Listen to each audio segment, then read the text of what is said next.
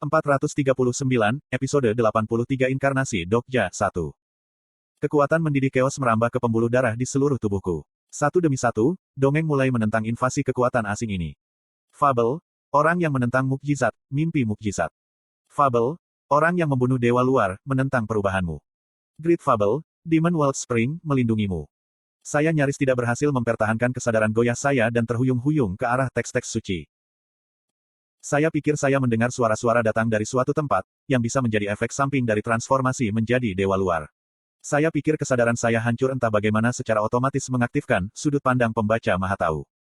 Namun, kali ini bukan hanya satu orang, seolah-olah saya melihat banyak orang, beberapa suara datang pada saya pada saat yang sama. Saya sudah tahu. Itu adalah Yu Jung Hyuk. Itu sudah terlalu jelas sejak awal, kau tahu. Saya pikir mungkin juga begitu. Yi Ji Hye. Jika dia tidak memberitahu kami di muka, maka dia pasti punya alasannya. Shin Yuseng. Aku sudah curiga juga, kau tahu. Dokja Hyung. Dokja Hyung. Yi Gilyong. Dokja Si. Jong Huiwon. Kepada orang-orang yang sudah memahami semuanya tanpa diberitahu, apa yang bisa saya katakan kepada mereka? Apa Sun Wukong yang kuat dia? Siapa dia? Itu Yi Hyun Seong. Saya akhirnya tersenyum lembut. Benar, mungkin itu yang terbaik yang tidak dia ketahui. Saya merasakan ingatan saya mulai hancur. Begitu transformasi menjadi dewa luar berakhir, semua ingatanku akan tersebar seperti debu kosmik. Kim Dokja takut. Tembok keempat mungkin sudah menyadarinya, pembicaraan besar saya itu tidak lebih dari sekadar pengecut yang berpura-pura tangguh. Setelah kehilangan semua ingatanku, apakah aku akan tetap sebagai aku? Saya memang mati beberapa kali sejauh ini, tetapi saya tidak pernah kehilangan semua ingatan saya. Apa yang akan terjadi pada aku, yang mengingat semuanya, mulai dari sini dan seterusnya? Yang benar-benar membuatnya takut bukanlah kematian. Bahkan jika saya harus membaca semuanya lagi, apakah saya bisa mendapatkan kembali emosi yang saya rasakan saat itu sepenuhnya? Fable, kamerat hidup dan mati, menatapmu. Fable, seseorang yang memburu Raja Bencana, menatapmu. Fable, Liberator of Giants, sedang melihatmu. Apakah saya benar-benar dapat merasakan emosi yang sama dengan yang saya rasakan selama perolehan semua kisah berharga ini? Dan akhirnya, teks suci, sedang menunggu Kim Dokja tepat di depan matanya. The Perjalanan ke Remake Barat. Buku itu adalah, dongeng hebat, itu sendiri. Saat aku menangkapnya, fabel besar ini akan menjadi milik, juga dewa luar. Kim Dokja menjangkau ke arah, teks-teks suci. Dengan ini, kita bisa menyelesaikan ini, perjalanan ke barat. Cucu. Pada saat itulah sesuatu yang aneh terjadi. Karena kejadian tak terduga dalam skenario, transformasimu menjadi dewa luar sedang ditunda. Itu ditunda. Percikan yang meledak di sekelilingku menjadi lebih ganas sementara raungan dari rasi bintang tumbuh semakin jauh. Aliran ruang waktu dibengkokkan dengan aneh. Kemungkinannya sangat kuat sehingga membuat saya merinding dan merinding. Rasanya seolah keseluruhan menggeliat-geliut. Seseorang memasuki skenario dengan menerobos ruang terdistorsi. Dokkaebi hebat, Heoju telah menjelma ke dalam skenario. Dokkaebi hebat, Heoshe telah menjelma ke dalam skenario. Dokkaebi hebat, Harum telah menjelma ke dalam skenario. Dokkaebi hebat, Haram telah menjelma ke dalam skenario. Dokkaebi hebat, Haesol telah menjelma ke dalam skenario. Beberapa Dokkaebis agung menjelma di depan mataku. Cucu. Seolah-olah itu telah berubah menjadi batu, tangan saya menjangkau ke arah teks-teks suci, membeku di tempat. Ini seharusnya tidak terjadi. Kamu tidak bisa mendapatkan cerita itu. Dokkaebis tidak dapat mengganggu skenario utama. Tidak, sebenarnya, beberapa memang mencoba secara tidak langsung untuk berkelahi dengan kami, tetapi tidak pernah ada contoh di mana Dokkaebi dengan hebat sebagai klasifikasinya secara pribadi mendistorsi skenario seperti ini. Namun, yang ini telah menghilangkan probabilitas mereka dan memang melakukan intervensi dengan skenario. Kejang-kejang. Dokkaebis hebat juga merupakan bagian dari. Bahkan jika mereka ditugaskan mengendalikan sistem, mereka tidak dibebaskan dari konsekuensi penyalahgunaan peluang yang tidak normal. Mungkin itulah alasan mengapa percikan api yang kuat menari-nari liar di tubuh Dokkaebis agung. Yang terlupakan harus tetap dilupakan. Saya pikir saya bisa mengerti sedikit mengapa mereka mau melangkah sejauh ini. Jika saya mengambil teks-teks suci, dan memperoleh fabel hebat dalam prosesnya. Kemudian, para dewa luar yang mereka keluarkan dari cerita akan secara resmi dimasukkan ke dalam dongeng hebat. Dewa luar adalah makhluk yang tidak bisa dikendalikan sepenuhnya oleh sistem yang mereka miliki. Jangan pedulikan, makhluk tua kelas menengah ke bawah, jika dewa luar yang berperingkat lebih tinggi memasuki skenario tanpa pandang bulu, maka akan jatuh ke dalam kekacauan yang tak terkendali. Bahkan kemudian, saya hanya harus menyelesaikan tugas ini. Menyerah. Status dari Dokka Iblis hebat telah mengikat seluruh tubuhku seperti rantai, dan ujung jariku yang mencapai teks suci, berhenti total hanya dengan satu tangan. Namun, saya tidak bingung. Ketika Dokka Iblis hebat muncul di sini saat melawan probabilitas, tidak ada keraguan bahwa makhluk lain yang bertugas memperbaiki keseimbangan miring dari probabilitas yang terdistorsi akan segera muncul. Gugu. Bicara tentang iblis, pusaran air tiba-tiba terbentuk di tengah langit. Itu adalah lubang besar. Dan sebuah wujud muncul dengan sendirinya dan menatapku dari balik lubang. Ambil, teks-teks suci, oh Rasul tidak terbaca. Itu tidak lain adalah Raja Weni, yang aku temui di hutan Engai. Dokka Iblis Agung menemukan kehadiran Weni dan berteriak dengan heran. Beraninya. Iblis Cakrawala, beraninya kamu menunjukkan dirimu di sini. Kamu tidak memiliki probabilitas untuk muncul dalam skenario ini. Raja Weni menyeringai ke arah mereka. Ini juga cerita yang sama untukmu. Status Dokka Iblis Agung dan Raja Weni bertabrakan, dan tubuh saya yang sebelumnya terkendali mendapatkan kembali kebebasannya. Dan tanganku melewati jarak terakhir itu. Transformasi Dewa Luar telah dimulai lagi. Raja Weni tersenyum cerah. Oh, sayang, dunia yang telah kamu hapus akan maju sekali lagi. Saat tangan saya menyentuh teks suci, kesadaran saya memudar dalam badai listrik yang terang benderang. Saya hampir tidak bisa merasakan apa yang mungkin terjadi dari sini dan seterusnya. Saya melihat ke belakang dan perlahan menutup mata. Satu-satunya hal yang bisa dia percayai sekarang adalah hujan cahaya meledak dan tersebar di langit yang jauh. Bahkan 9 bintang, bahkan 28 rumah mewah, mereka semua tidak punya pilihan selain melihat ledakan pada saat itu. Setiap konstelasi nebula, sangat ketakutan.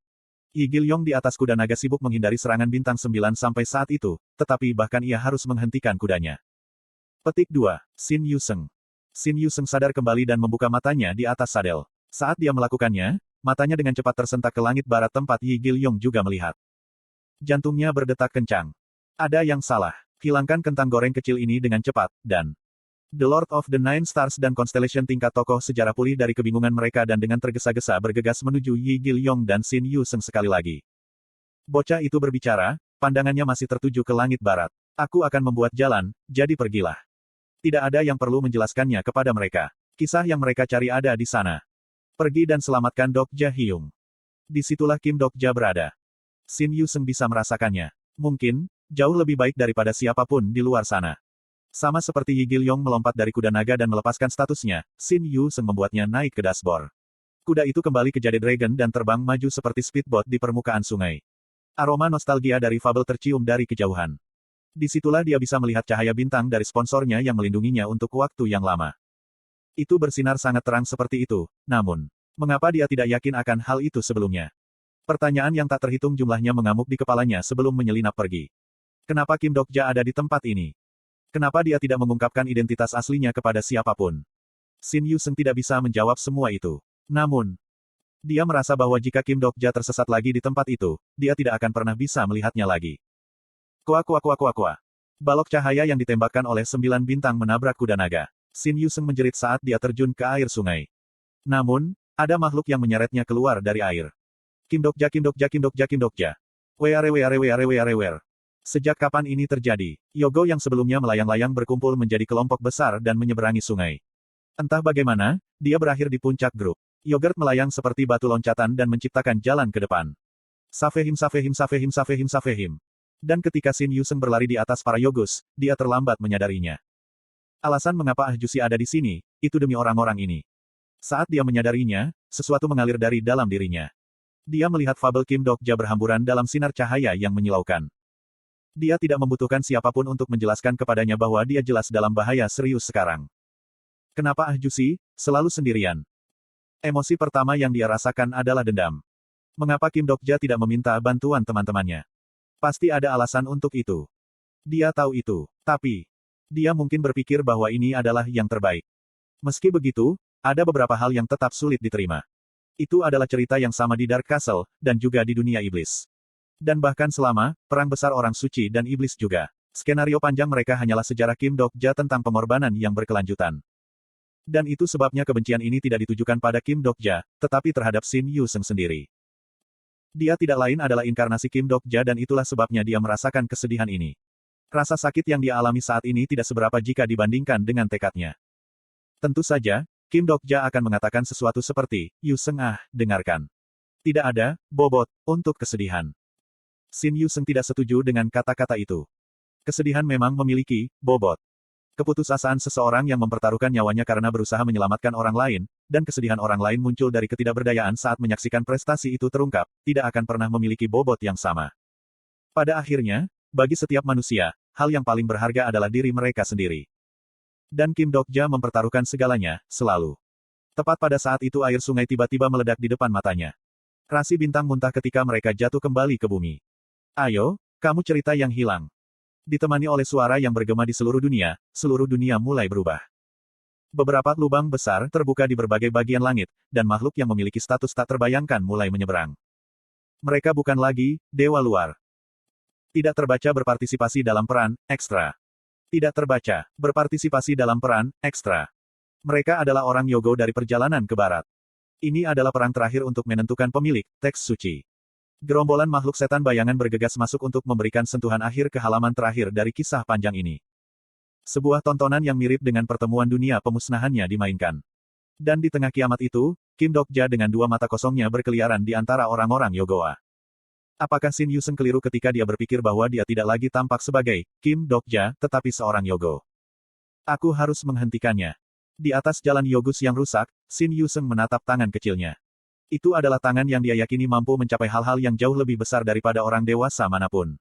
Dan itu telah dilakukan berkali-kali sebelumnya. Namun, setidaknya pada saat ini. Dia merasa bahwa itu hanyalah tangan kecil anak kecil. Teks tidak dapat dibaca, teks tidak dapat dibaca, teks tidak dapat dibaca, teks tidak dapat dibaca. Langit terbelah dan tanah ambruk. Air sungai Tongtian terbalik secara keseluruhan, dan makhluk hidup di atasnya mati berbondong-bondong saat darah dan dongeng mengalir keluar. Hakim, penerus Sakyamuni, sedang melihatmu. Saat itulah dia merasakan tatapan seseorang dan mendengar suara orang itu. Yuseng, hanya kamu yang bisa melakukannya. Itu adalah suara yang sangat dikenalnya. Sang Uni. Kalau terus begini, Dokja Si tidak akan bisa kembali. Hanya Anda yang bisa mencegahnya. Tidak ada cukup waktu untuk bertanya bagaimana hal seperti ini mungkin terjadi. Jadi, Shin Yuseng hanya menanyakan pertanyaan yang diperlukan terlebih dahulu. Apa yang harus aku lakukan? Yuseng tidak langsung menjawabnya. Namun, apa yang dia katakan terdengar seperti seorang Buddha yang membawa topik baru untuk percakapan. Jangan lupakan peranmu. Shin Yuseng menatap langit sejenak dengan heran, sebelum pandangannya beralih ke arah Kim Dokja. Ikat kepala emas bersinar samar di atas kepala Sun Wukong. Dia menatap tinjunya lagi. Itu masih anak kecil. Tetapi pada saat yang sama, itu adalah tinju, Tang Sansang juga. Petik 2. Bisakah aku benar-benar melakukannya? Suaranya bergetar. Sosok Kim Dokja terhuyung-huyung di kejauhan. Fabel, Raja Iblis Keselamatan, terus melanjutkan penceritaannya. Akhirnya, air mata yang dia tahan terlepas. Tapi, itu mungkin yang diinginkan Jusi, kau tahu. Dan kepada anak seperti itu, Yu Sang berbicara. Dia sudah sendirian untuk waktu yang sangat lama. Kim Dokja, Jin Dusi. Untuk seseorang seperti itu, mengatakan kepadanya bahwa dia tidak sendirian beberapa kali tidak akan tiba-tiba mengubah apapun. Shin Yuseng adalah inkarnasi Kim Dokja. Kamu harus memberitahunya, selalu berada di sebelahnya, dan tegaskan kembali untuknya. Saat dia menangis, Shin Yuseng melangkah maju. Sampai dia menyadari bahwa dia benar-benar tidak sendirian lagi. Dia mengumpulkan setiap memo statusnya dan mulai berlari kencang. Sama seperti Kim Dokja menggunakan Way of the Wind, dia juga memberikan semua yang dia miliki dan berlari di atas sungai. Sambil melangkah di permukaan air yang tenggelam sedikit demi sedikit, Shin Yuseng berteriak keras seolah-olah untuk merobek pita suaranya. Jusi. Kim Dokja tidak mendengarkan. Di tengah-tengah pertempuran berdarah antara Yogus dan Rasi Bintang, dia menatap balik padanya dengan mata kosong ketika dia perlahan-lahan berubah menjadi Yogo lain. Tubuhnya berubah. Kim Dokja berhamburan pergi. Jangan pergi. Silahkan. Tolong jangan pergi. Petik 2. Dia menyaksikan sponsornya perlahan menghilang tepat di depan matanya dan berteriak semakin keras. Itu tidak terdengar seperti kata-kata, melainkan jeritan. Ini adalah hal-hal yang tidak bisa disampaikan dengan kata-kata belaka. Fabel baru tumbuh di dalam dirimu. Tidak semua orang bisa menggunakan metode khusus untuk berkomunikasi, dan itulah sebabnya fabel ada. Kata-kata yang tidak bisa disampaikan akan menjadi cerita pada akhirnya. Huruf-huruf emas dari sutra konstruktif telah menjadi fabel dan mereka mulai memancarkan cahaya terang sekarang. Aku tidak akan menyerah. Sama seperti bagaimana Anda terus menyelamatkan saya, Jusi, saya. Saat meteor menghujani sekelilingnya, Shin Yuseng menatap lurus ke bintangnya dan menceritakan kisahnya. Aku pasti akan menyelamatkanmu juga. Fin.